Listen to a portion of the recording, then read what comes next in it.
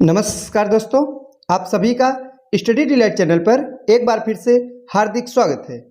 UP RO pre exam 2023 का test series चल रहा है और आज हम लोग देखने वाले हैं टेस्ट नंबर 127 को। साथियों, ये जो आज का टेस्ट है ये जीएस का टेस्ट है। तो चलिए शुरुआत करते हैं। सभी प्रश्न परीक्षा के दृष्टिकोण से बेहद महत्वपूर्ण है और पहला प्रश्न है आज का कि किस नदी मार्ग को यूरोपीय व्यापार की जीवन रेखा के रूप में संज्ञा दी जाती है।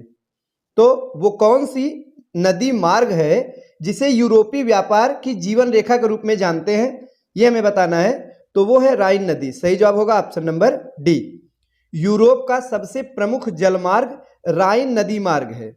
साथियों, राइन नदी को ही यूरोपीय व्यापार की क्या कहते हैं, जीवन रेखा भी कहते हैं। और इस नदी का अगर प्रवाह की बात की जाए तो France, Germany, Switzerland, Austria, Netherland, Italy, Belgium तक विस्तारित है। और साथियों, यह विश्व की सबसे अधिक व्यस्त आंतरिक व्यापारिक मार्ग वाली नदी है। इसीलिए इसे क्या कहते हैं, यूरोपीय व्यापार की जीवन रेखा के रूप में भी जाना जाता है। आइए देखते हैं अगला प्रश्न। नेक्स्ट है कि विश्व में रेल मार्गों का सर्वाधिक घनत्व किस क्षेत्र में पाया जाता है। तो हमें बताना है किस क्षेत्र में रेल मार्गों का सर्वाधिक घनत्व पाया जाता है। तो एक तो पश्चिमी यूरोप क्षेत्र में और एक उत्तरी अमेरिका में। तो सही जवाब क्या होगा, ऑप्शन नंबर ए यानी 1 और 2। इन दोनों क्षेत्रों में सर्वाधिक घनत्व पाया जाता है। अगला प्रश्न है कि किर्गिज जनजाति मुख्य रूप से किस क्षेत्र में पाई जाती है। महत्वपूर्ण है, जनजातियों से प्रश्न अक्सर परीक्षा में बनाए जाते हैं। तो ये है किर्गिस्तान की जनजाति। सही जवाब होगा ऑप्शन नंबर बी। साथियों, मध्य एशिया में किर्गिस्तान गणराज्य में पामीर का जो पठार है उस क्षेत्र में किर्गिज नामक जनजाति निवास करती है। और किस प्रजाति की है, तो मंगोल प्रजाति की जनजाति है जो कि ऋतु प्रवास करते हैं। वहीं अगर बात किया जाए कि इनका मुख्य व्यवसाय क्या है, तो पशुपालन। क्या है साथियों, पशुपालन इनका मुख्य व्यवसाय है। नेक्स्ट है कि कालाहारी मरुस्थलीय क्षेत्र में पाई जाने वाली मुख्य जनजाति कौन सी है। तो कालाहारी जो मरुस्थल क्षेत्र है वहाँ की मुख्य जनजाति है बुशमैन। तो कई बार यहाँ से परीक्षा में प्रश्न बन चुका है।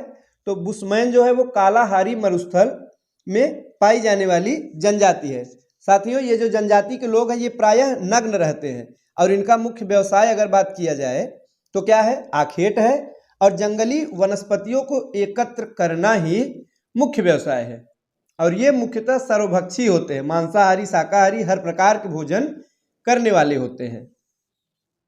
अगला प्रश्न है कि जापान का मैनचेस्टर की उपमा किसे दी गई। जिस प्रकार से भारत का मैनचेस्टर परीक्षा में पूछा जाता है उसी प्रकार से जापान का जो मैनचेस्टर है किसे कहा गया है। तो ओसाका को जापान का मैनचेस्टर की उपाधि दी गई है। सही जवाब होगा ऑप्शन नंबर बी। जापान जो है आप सभी जानते होंगे साथियों, यह औद्योगिक रूप से जापान एक विकसित राष्ट्र है और यहाँ पर जो बाजार आधारित लौह एवं इस्पात के कारखाने वे सर्वाधिक मात्रा में पाए जाते हैं।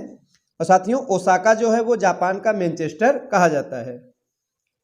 आगे है, किस शहर को विश्व इस्पात की राजधानी भी कहते हैं। महत्वपूर्ण है, तो विश्व इस्पात की राजधानी के रूप में किस शहर को जाना जाता है, पिट्सबर्ग। किसे साथियों, पिट्सबर्ग कहाँ पे है, तो यूएसए यानी संयुक्त राज्य अमेरिका में स्थित है। इसे विश्व इस्पात की राजधानी के रूप में भी जाना जाता है। और अमेरिका का जो महान झील प्रदेश है वो औद्योगिक क्षेत्र के रूप में विकसित है। अब हम देखेंगे अगला प्रश्न। आगे है कि लौह इस्पात के लिए विश्व प्रसिद्ध लॉरेन क्षेत्र किस देश में स्थित है। तो फ्रांस में। कहाँ पे स्थित है, लॉरेन जो क्षेत्र है लौह इस्पात के लिए विश्व में प्रसिद्ध है जो कि फ्रांस में स्थित है। नेक्स्ट है, गेहूं की सबसे बड़ी मंडी किस देश में स्थित है। बताइए साथियों, आप जानते होंगे, आप लोगों ने कभी ना कभी जरूर पढ़ा होगा कि गेहूं की सबसे बड़ी मंडी है तो कहां पे है, ये हमें बताना है। संयुक्त राज्य अमेरिका में। सही जवाब होगा ऑप्शन नंबर डी। संयुक्त राज्य अमेरिका की एक फेमस सिटी है शिकागो, जो कि विश्व का सबसे बड़ा रेलवे जंक्शन और सुअर मांस का सबसे बड़ा केंद्र है। साथ ही साथ गेहूं की सबसे बड़ी मंडी के लिए भी विश्व विख्यात है। तो कहां पे साथियों, शिकागो में, जो कि अमेरिका में स्थित है। जरूर जानते रहिएगा। चलिए देखते हैं अगला प्रश्न। आगे कि संयुक्त राज्य अमेरिका का सिलिकॉन वैली कहाँ स्थित है? तो सिलिकॉन वैली यह कहाँ पे है? संयुक्त राज्य अमेरिका के सैन फ्रांसिस्को में। कहाँ साथियों? सैन फ्रांसिस्को में स्थित है सिलिकॉन वैली और विश्व विख्यात है साथियों। यहाँ पर भारी संख्या में सिलिकॉन के चिप बनाने वाली कंपनियों के कारण इसे यह नाम मिला है। आगे है कि विश्व का लगभग 90% जो चावल है वो किस क्षेत्र में होता है? तो ये दक्षिण पूर्वी एशिया क्षेत्र में। कहाँ पे? जो चावल है साथियों, एशिया का सर्वप्रमुख खाद्य फसल है। इसी कारण एशियाई संस्कृति को चावल संस्कृति भी कहा जाता है। चावल उष्ण आर्द्र जलवायु का पौधा है और यह साथियों दक्षिण पूर्वी एशिया में सर्वाधिक मात्रा में पाया जाता है। नेक्स्ट है कि गेहूं, चावल, मूंगफली तथा गन्ने के वैश्विक उत्पादन में द्वितीय स्थान किसका है? दूसरे नंबर पर बात किया जा रहा है, तो जो दूसरा स्थान है वो है अपने देश यानी भारत का।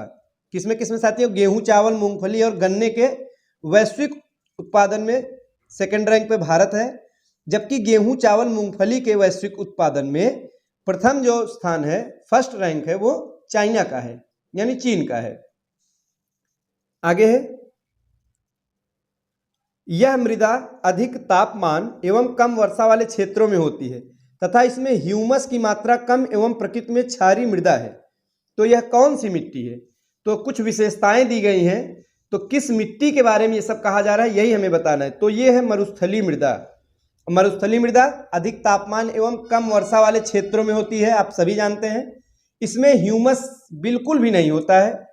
तो साथियों सही जवाब होगा ऑप्शन नंबर सी, मरुस्थलीय मृदा। आगे की बहुत छोटी जोतों के साथ 2 या 3 फसलें और भली भांति उन्नत पशुपालन किस प्रकार की कृषि का गुण है? तो ये जो है गहन कृषि का गुण है। किस प्रकार की कृषि का? जो गहन कृषि है ये साथियों ऐसे क्षेत्रों में की जाती है जहां अत्यधिक जनसंख्या के कारण जोतों का आकार छोटा होता है। और क्या होता है कि इसमें भूमि की प्रत्येक इकाई पर अधिक मात्रा में पूंजी, इसके साथ ही साथ श्रम का उपयोग कर एक निश्चित समय अवधि में फसलों का ज्यादा से ज्यादा संभव उत्पादन किया जाता है। अगला प्रश्न है कि दक्षिण अमेरिका महाद्वीप का सर्वोच्च शिखर कौन सा है? सर्वोच्च पर्वत शिखर के बारे में हमें बताना है।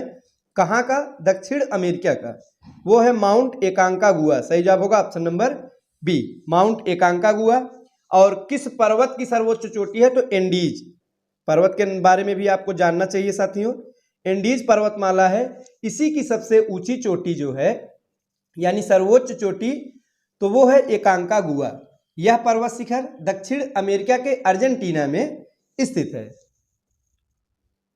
आगे है, दस्त ए कबीर एवं दस्त ए लूट नामक मरुस्थल किस देश में स्थित है? 2 मरुस्थलों का नाम दिया गया है, दोनों जो है ईरान में स्थित है। कहाँ पे है साथियों? ईरान में ये दोनों उपर्युक्त मरुस्थल स्थित है। तो याद रखिएगा सही जवाब होगा ऑप्शन नंबर ए, ईरान। आगे है कि निम्न में से कौन सा देश है जो कि लाल सागर से सीमा नहीं बनाता है? तो वो है लीबिया। नेक्स्ट है, यूराल और वोल्गा नदी किस सागर में आकर गिरती हैं?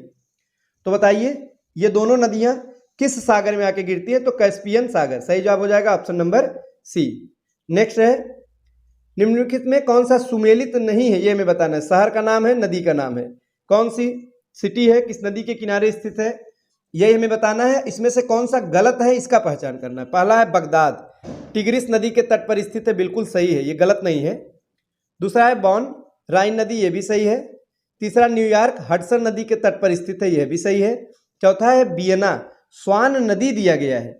तो वियना साथियों ये ऑस्ट्रिया की राजधानी है, पहले तो इसके बारे में जान लीजिए। कहाँ की राजधानी है? ऑस्ट्रिया की राजधानी है साथियों। और डेन्यूब नदी के किनारे बसा है, यहाँ पे होना चाहिए था डेन्यूब। अगर डेन्यूब होता तो बिल्कुल सही होता, किंतु दिया गया स्वान नदी, यही वाला सही नहीं है। सही जवाब होगा ऑप्शन नंबर डी। तो साथियों ये थे आज के महत्वपूर्ण प्रश्न। नेक्स्ट टेस्ट में हम आगे के प्रश्नों को देखेंगे साथियों। आज के लिए बस इतना ही, धन्यवाद।